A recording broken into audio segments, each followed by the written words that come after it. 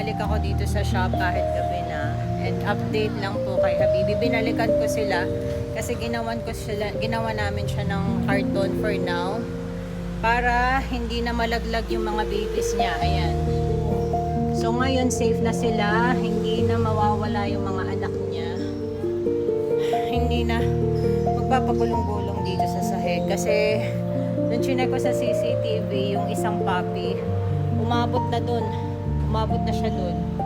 So baka kasi hindi makita ng mga nagda-drive na may tuta, mamaya masagasaan sila, mga bulag pa yan mga hindi pa sila so baby pa talaga. So ngayon safe na siya. Ayan, may box na at elevated para at least ito covered na rin siya, para kasi di ba pag ganyan mama dog, masyado silang overprotective sa mga babies nila. Kaya Habibi is very fine. She's being a good mom, good girl.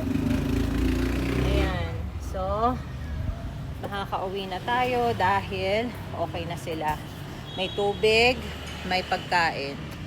So nakakatuwa naman dahil meron na tayong mga nagkukusa na mag-adapt sa mga puppies na to. Kaya thank you po sa inyo. Sa mga ganung bagay man lang, 'di ba?